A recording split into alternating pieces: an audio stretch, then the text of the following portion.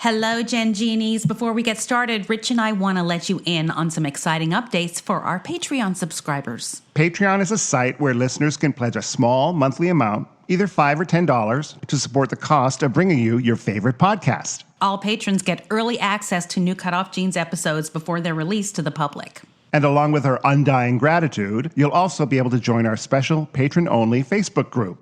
But the most exciting new perk is exclusive access to essays I'm writing from my upcoming memoir. And you guys can help me be editors. New Patreon supporters will also get a shout-out on the podcast. Rich and I enjoy bringing you the CutOff Jeans podcast and would mean so much if you would consider supporting our labor of love. Just go to patreon.com/CutOff Jeans podcast. Thank you all so much, my Gen Genies.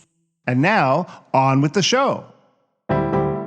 Is your family tree a mystery? Are you fascinated by genealogy? Well, hip hip hooray, let's talk DNA with Julie. The truth is in your genes. In CutOff Jeans. Welcome to CutOff Jeans, the podcast that helps you find your truth using nothing but DNA. I'm Julie Dixon-Jackson, and I'm a genetic genealogist, henceforth known as a Gen Genie. And I am Richard Castle, the co-host and also the producer of this podcast. And before we start off, Julie, I just want to thank you and our listeners on the Facebook page because, you know, you were kind enough and sweet enough to put a little message on my birthday, you know, to me and saying, hey, everyone listening, please say happy birthday to Richard. And so many people did, and they were so sweet. I think our listeners are the best. Did you get bombarded? It was the kind of bombardment that you don't mind. Yeah. You know?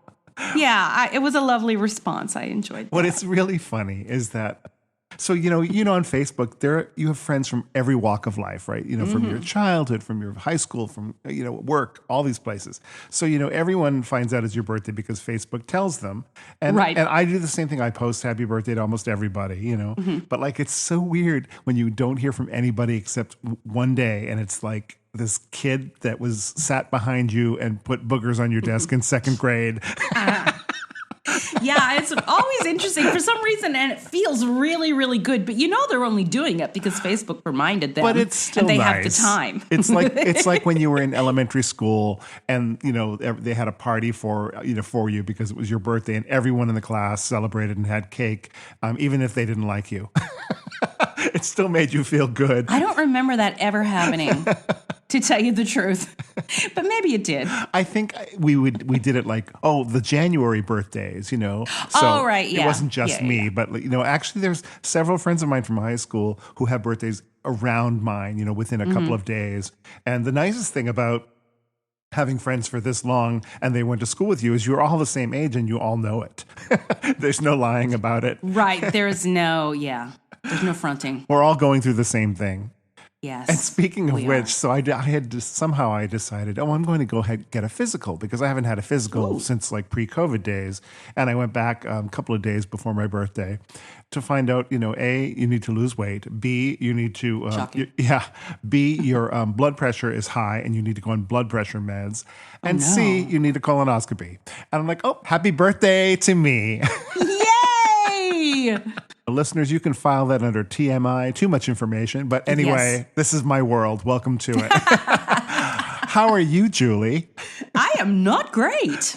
Thank you for asking. A little under the weather, huh? I'm a tad under the weather right now, yeah. Okay, so it's not COVID, everybody, though I feel like it could be. But I took a test. We had one extra test. One of my son's wonderful friends, because he got it first. And we couldn't find a test. You can't find tests in stores at all right now. It's really difficult, yes. It's awful. So my son got a 2-pack. His friend brought him a 2-pack, and he took it negatory. And then the next day or so, both my husband and I woke up with a sore throat, and we're like, uh-oh. Well, by the end of that day, he was feeling fine, and I was rapidly declining. And then it just got worse and worse, and then I finally took that second test, and it's negative as well. And here's the difference. Here's why I know that. I mean, the bottom line, the biggest difference between my husband and I is that is diet. I mean, he actually eats healthily. So, he will take, he eats vegetables every day and makes smoothies and takes probiotics and does all the good things that you should do for yourself. Whereas my comfort food is ramen noodles and which, by the way, you can't get in stores right now. Did you know that? No, I don't really eat ramen, so I wouldn't know. But I do know there's a lot of things that you can't get right now because of the supply difficulties. Yeah. Yes, I really, when I'm at my worst, I just want like those ones you have in college. They're 99 cents or 2 for $1. The ones that the freeze-dried pack. Yeah. And those are the ones that you cannot get. The stores on the shelves are empty of them. And I did a deep dive, as I do, and turns out the factory that makes them in the U.S. shut down because of COVID right at the beginning. Wow. And so there is none out there. And so you didn't switch to probiotics and smoothies? Too late. Too late. It's weird that your go-to food is ramen. Like, to me, when my go-to is like, chips or something salty and like that. Oh, no, that's my go-to food when I'm healthy. No, when I'm sick, it's ramen. Oh, when you're sick. So, like most people would have like a healthy vegetable chicken soup. Yes. I just want those noodles with that MSG. Mm-hmm. It's a comfort thing. Well, I hope you feel better, Julie. Thank you, and I have already warned you that I'm a little bit brain foggy as well, so you may have to keep me on track today. This might be the blind leading the blind, but we'll do our best. Oh, it'll be fine. I should have given you some NyQuil or something to make you really loopy. This is why we don't do it live. Can you imagine? People will be like, what?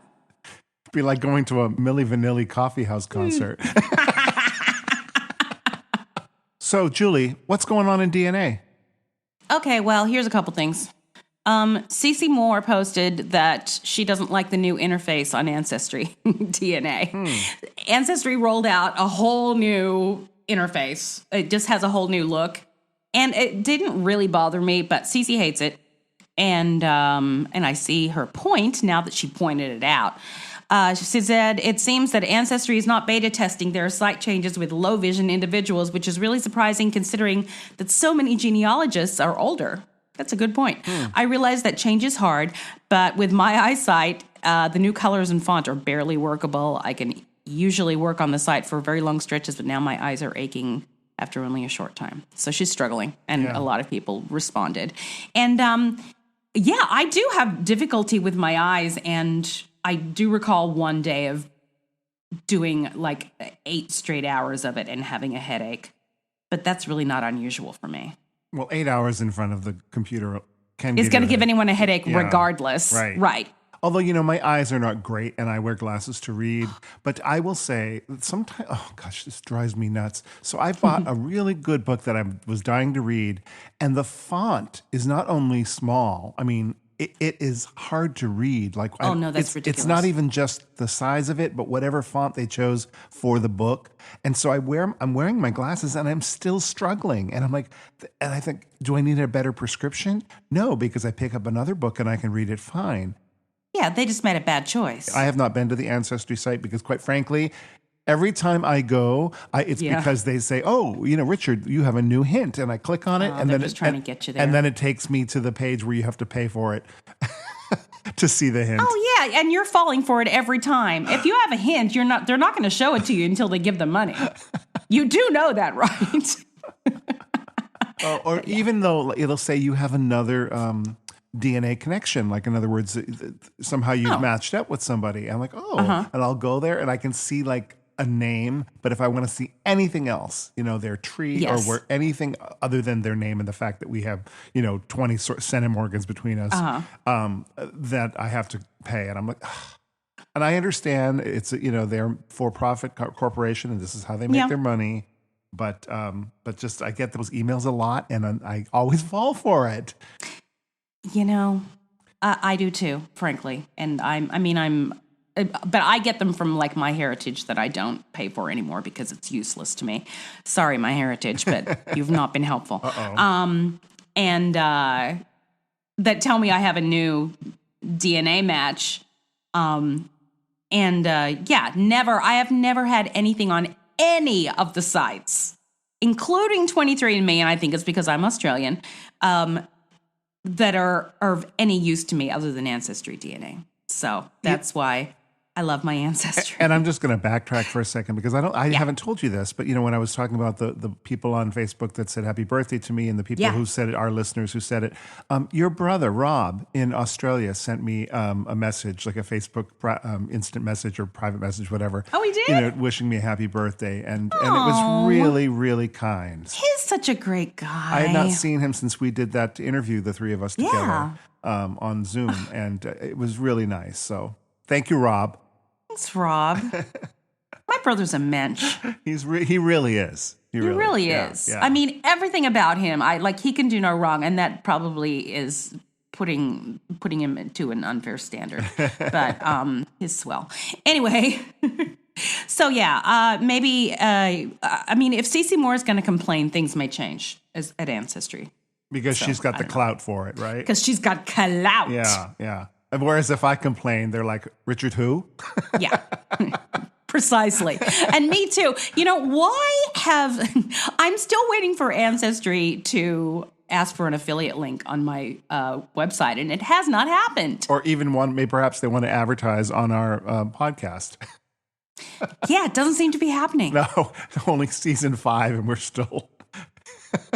chugging away. Well, at least our listeners know that we're not hawking at wares for any specific website or anything. That is true. Though we did get, I got an email of interest from a site, a sponsorship interest from a site yesterday that I've never heard of. Oh, to look into that. Yeah, we'll look into it. It's not looking promising. Anyway, it's not like the emails I get from Russian women offering to come here and be my wife. It's a good thing I don't fall for those emails, because lots of people do. You'd be amazed. I fall for the Ancestry ones where I click on it because I know them, but these ones about these Russian women especially with their poor grammar. Yeah, because it's being translated, and I'm like, that turns me off right there and then. Let's just start there. Here's another tidbit. We're going back old school. Remember our friend Delphine Boel? Yes. Does that name ring a bell? It does. Yes. So she was the woman in Belgium that was finally officially recognized as King Albert II's daughter. Yes. After he abdicated, she was able to force a DNA test. Right. And she is now officially Princess Delphine. Wow. Yes. So she, so that was less than 2 years ago. We've been talking about it, every 6 months or so. But she just got her own documentary, 3-episode documentary on Belgian TV called Delphine, My Story. Wow. Yeah. In which it'll talk about different moments in her life that marked her, as well as showing photographs and some of her art pieces. Way to go, Delphine. I will say that, if you're born with the name Delphine, you're going to end up a princess. Princess Delphine. Yeah, Princess Delphine, exactly. I mean, yeah. What You're not going to else be can like it be? garbage collector Delphine. You're not going to be. You could be. No, you're going to be princess. I'm sorry. The documentary will also feature her partner, her mother, friends, lawyers, police, palace staff, and the members of her art sphere. Methinks we're going to be pushing our art. And I didn't know this. This will not be the princess's first television appearance either. She is currently competing in Belgium's version of Dancing with the Stars. Get out. much to the surprise of the entire nation. It's the first time that a member of the royal family appears on such a television show.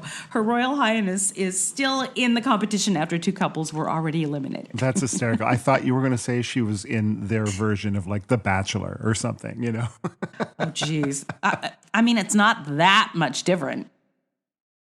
Dancing with the Stars, it's just dancing, right? But like The Bachelor, yeah, it's just dancing, but supposed it's to be still about marriage trash. and yeah. I know. Yeah. But I don't come at me, Dancing with the Stars fans. Shall we take a break? Yeah, I think we shall. Okay, great. If you're enjoying our podcast, please subscribe, rate, and review. or consider supporting us on our Patreon page, patreon.com/Cutoff Jeans Podcast. Now back to Julie and me. All right, let's talk a little bit about something we've talked about before, artifact genetic genealogy. Okay. Remind me of what that is. I can't quite remember. Basically, and there's a company in Australia that does this. I remember this now. Yes, they try to take DNA off of postage stamps and letters. Yes, I remember this now. Right. Yeah, and there was a whole debate over it, right? Because I remember that the woman that we were talking about had like a stamp that was from her mother, and she wanted to get the DNA sample, but her mother did not want, while she was alive, want her DNA. She didn't want to give her DNA, so was it okay for her to, this is a similar thing. Yes. Okay, so in 1885, Xaver, a young Austrian blacksmith, left home to make it big. As one does when you're a blacksmith. Yes, the world's most famous blacksmith. I would love to be a blacksmith, side note. After finding a new job abroad, Xaver, a Gentile, fell in love with Dina, the 17-year-old Catholic Jewish daughter of his boss. He was subsequently fired, but that was just the beginning.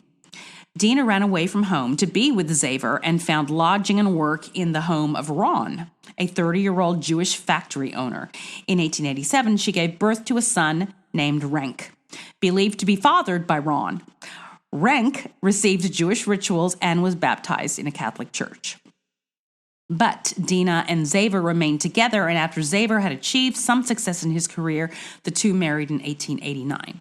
Xaver acknowledged the then 1.5-year-old Renk as his stepson, and Ron lent support to the family. Xaver and Dina went on to have 3 more children, including a son named Arles.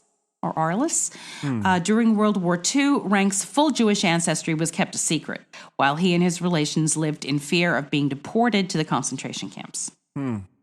The secret of his paternity was maintained publicly for years, but among the family, the true identity of Renk's father was passed down from generation to generation, so they suspected it. Fast forward to May 2017, when Cordula Haas, a forensic geneticist at the University of Zurich, Switzerland, was approached with a request. Renk and Arl's descendants wanted to verify that Ron was indeed Renk's true father.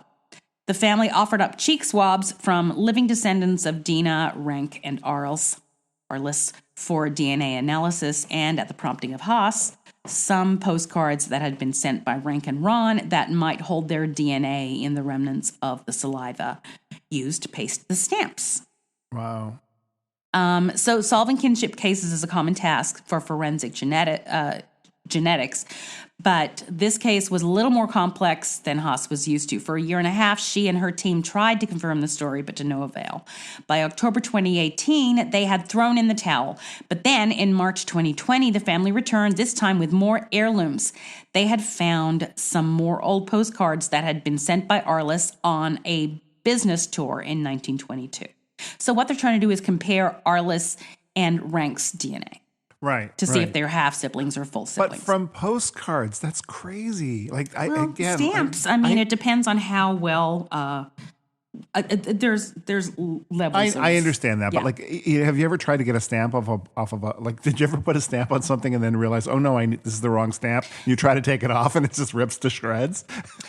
Yes. Now think about doing that to a stamp off of a postcard from the 1800s. My guess is steam is involved.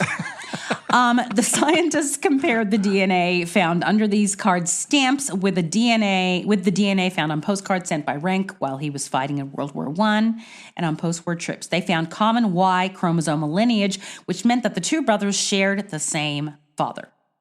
Huh. After more than a century, the family had an end to their paternity drama. Xaver, not Ron, was Renk's dad. So they were all full siblings, and Xaver was not full Jew. So they thought he would be a half brother, but he was not. They thought that, and they worried because of his Jewish, because his purported father was Jewish, right? And they worried that he would get sent to concentration camps. So with the consent of the family, Haas and her colleagues detailed their investigation in a paper published this month in the journal Forensic Science International. All the names were changed at request of the family. Oh. So those names that are difficult to say aren't even their names. So they made up Xaver and why would you make Rank? up Xaver and Rank? They may as well have said Orville Bjorgi. Right. Those are easy to pronounce. And while it might seem like no more than an amusing end to a family mystery, extracting centuries-old DNA from artifacts, a licked envelope flap, hair from an old brush, was once considered the next big thing in genetic genealogy. Its promise lies in offering anybody the opportunity to gain precious insights into long-deceased ancestors and loved ones, to look further back into their family tree and to potentially reunite with existing relatives. Well, I don't know what people are going to do in the future. When people aren't using stamps When anymore. people aren't using stamps and no one sends postcards anymore. And if they didn't take DNA tests while they were alive, their relatives down the line are out of luck because no one's licked anything. Even a stamp you don't lick anymore, right? Yeah, it's true, and that is mentioned in this article that it has like an expiry date. Yeah, because at some point, in the 90s, we started using self-adhesive stamps. Yeah, I know. If we were using them at all. It's a good thing because, I'm still one of those people that sends out like mass Christmas cards. Are you? Oh, yeah. Yeah, we have to now because my best friend from high school, she has what she calls a stalker wall, which is a picture of every single picture that I have sent for the last 20 or 25 years for Christmas to her. And she puts them and she keeps it up all year round. And the best thing is her mom lives with her elderly mother. She sends me a video of her mother opening the card and she gets so excited when she finds out it's from me that I cannot not send out a card because it would disappoint her. Oh, that's the best. Sure. You could stop and just send them one to her. That's true. Is what I'm saying. I could just send like one snapshot, right? And say, exactly. Here's my Christmas card. Or just make like a personalized, like a scrapbook page just for them. But my friend will send me a picture of this wall, and now it's gone into like another wall because it's so many. She used to just put them around like the door frame, all these cards every year with pictures of me, and she keeps it up all year round. It's not just at Christmas. So like if anyone were to go to her house, they would think that she was a stalker and I was the stalky. Yeah. Yeah. I love it because it's so sweet. And her mother, is the sweetest lady. Aw, that's really sweet. But I don't lick a stamp. That's where I draw the line, Julie. I will not lick a stamp. Will not. I have my mother-in-law on my husband's father's side, his father died like 15 years ago, just told me that she has some old letters with D's stamps on them. Oh, wow. And he's the one that had that secret adoption. And so far, his children's DNA has not been helpful at figuring out who his parents were. So there's still hope. There's still hope. I'll send it to Australia for $2,000. Oh, my goodness. Shall we take another break? Yeah, I think we should. Thank you for listening to CutOff Genes with Julie Dixon-Jackson and Richard Castle. You can support us by going to patreon.com/CutOff Genes podcast. Now, back to the program. All right, we're back, and it is story time. Story time. I had a conversation with Dawn Kosmakos, who is a genetic genealogist, whose name I've seen in the sphere for several years, and it was so great to finally talk to her and get to hear her story. And so this is the first part of it. Let's listen in. Hi, guys. I have on the line today Dawn Kosmakos. Hi, Dawn. Thanks for joining me. Hi, Julie. I have heard your name for so long, and it's so nice to finally get to talk to you because you are very active in the adoptee/MPE/genetic genealogy community. And so I've invited you on to tell your story. Well, it's nice to be here. Thank you. You're very welcome. So let's just jump into it. Tell us, and feel free to start wherever you want to start, whatever makes the most sense. Let's see.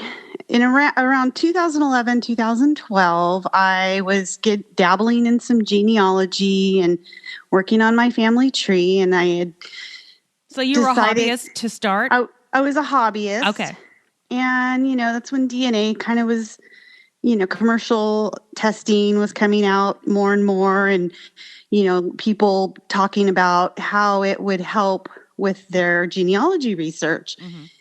And so I asked my dad if he would take a DNA. I had already tested. My mom had already tested. And I asked my dad, I said, hey, this will help me, find information about your ancestors. And it would be great if you would take this DNA test for me. And he did. And he's not the type that normally would do that. He's a very private person. And I think, just that I promised him I'd keep his information private and all of that. So I guess what that's leading to is results came in and we were not a match. So that tells me that neither of your parents knew or suspected. Correct. Okay. Correct. So when that happened, and I wasn't really that close to my dad, so I was a little bit stunned, but it wasn't like I didn't cry or get upset. It was just more like, oh my God, what a trip. No way. You said, when was this again? This was 2011, 2012. I can't remember exact date, but I messaged my mom immediately and said, and I remember exactly what I said. I said, what are the chances that dad's not my dad? Mm-hmm. And she was just not sure. She said, I don't remember there being anyone else. And I don't know, she didn't deny it, but she just didn't remember there being somebody other than my dad, which is kind of funny now that I know she was quite promiscuous in those days. And so were they married at the time?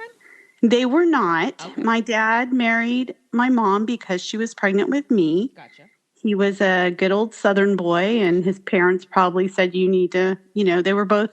Make an honest woman out of this girl. Yeah. She was she was almost 19, and then he was already 19 when I was born. Mm-hmm. And so, it was the right thing to do to marry her. So I don't think either of them even had a clue or an inkling or, she just... Did she not believe you at first? Well, she did ask, are you sure it's not a mistake? Right.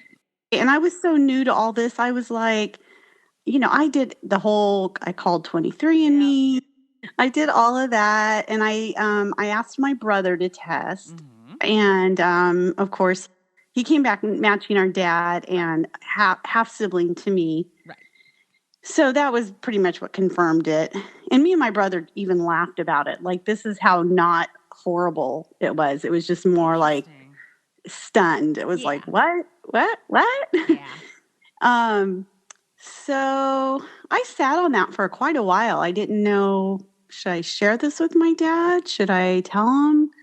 We're not that close, but he's always been the kind of person that, would say things like, you're my blood, that type of thing. And I just always thought, you know what? He's totally the type of person that probably only claims me because we're blood related, Right. So your parents were not together. My parents divorced when I was about 7. Mm-hmm.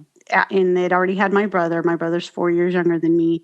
And I grew up not knowing, even hinting that my dad wasn't my dad, but I also wasn't very close to him. But, I look enough like his family. We saw him like once a year type of thing. He wasn't the best dad, mm-hmm. but he was, sort of half in and out of our lives. Did you feel like you weren't close to him after the divorce just because he didn't live with you? Or yeah, he was very see you on the weekend type of dad, but more like see you once a year type of dad, sure. Or twice a year. He wasn't like a bad person or abusive any more than the normal back in the 70s, spankings and stuff. But I mean, he was, it wasn't like he was a bad guy. He just wasn't into the whole father routine, sure. Yeah. And then I sat on the information for a while and... What would you say? Oh gosh, it was probably a couple of years. Wow. And I finally told him. Uh-huh. And that's a lot of restraint to me. But again, obviously you had a completely different reaction to it than I did. Yeah, I just thought, why does he need to know this? Like Yeah. I don't think I don't think he needs to know. And then finally one day it just, my husband and I would talk and talk and talk. And I'd said, I think when it boils down to it, he just needs to know the truth, and everybody needs to know the truth. And why am I hiding this truth from him? And if he still loves me after, I tell him the truth, then I know that that's genuine. If he dismisses me, then I know it wasn't genuine, Right. And so I told him, and, he didn't really seem like it really settled in. Like he didn't deny it, and he just kind of changed the subject and never brought it up again. And he complimented, or he said something about like, this was in the moment of, I just told him we're having a glass of wine. And he looks at me and he says, those long eyelashes, he's all, you get those from me. And then that was, that was after I told him.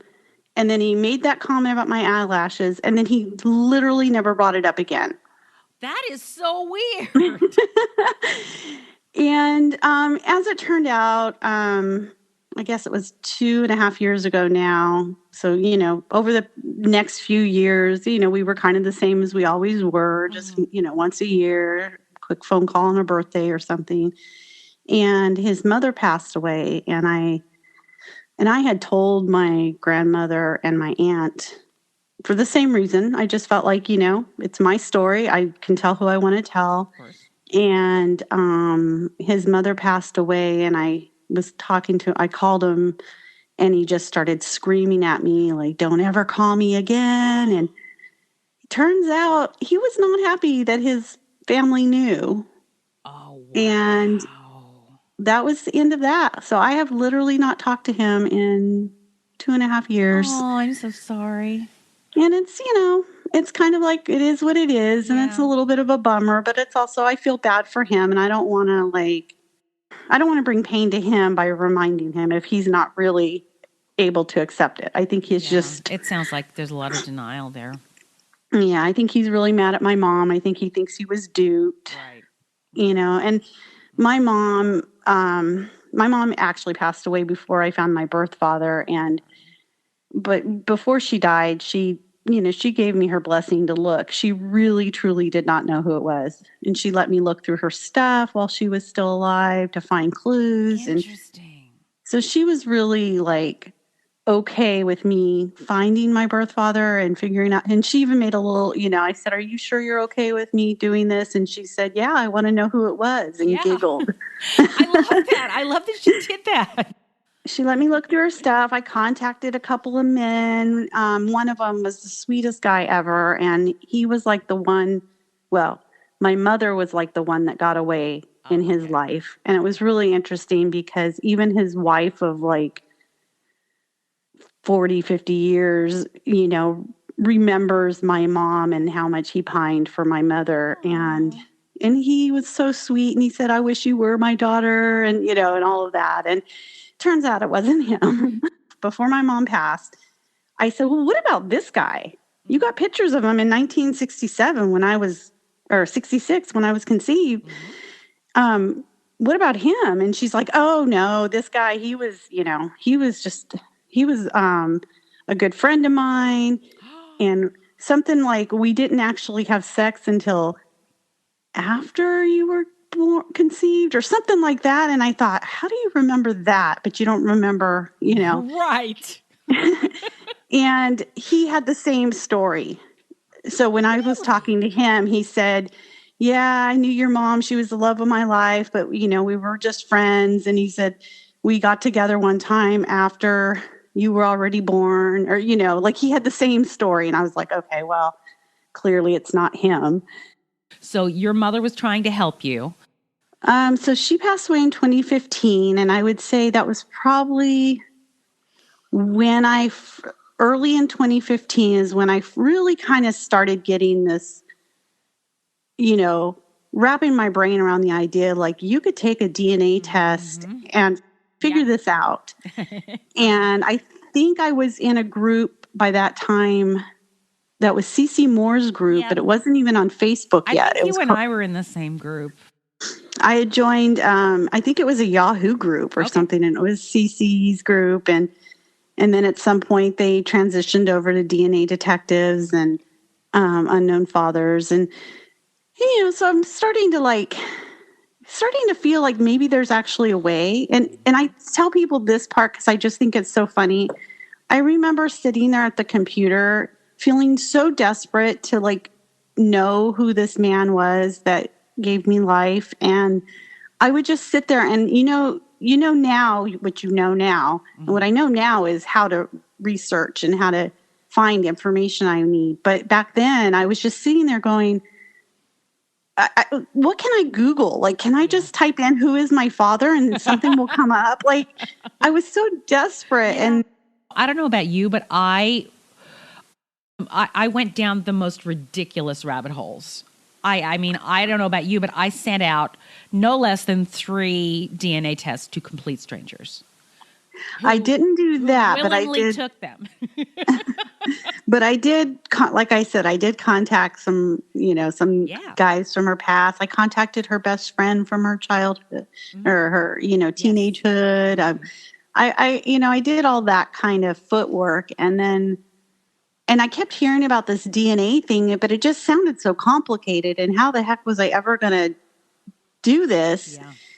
And I finally just dove in and I said, and I had a search angel who held my hand and helped because I was determined I wanted to do it by myself. Yeah. But I had a search angel who's now still my friend who helped me, Stephanie Wyatt, and she just kind of helped me figure things out. I had done 23andMe. So then I, fished in all the ponds and I took a Ancestry test. And I think at the time we were uploading to FTDNA. I don't think MyHeritage was around yet, but I think I just did Ancestry and 23andMe actually at first.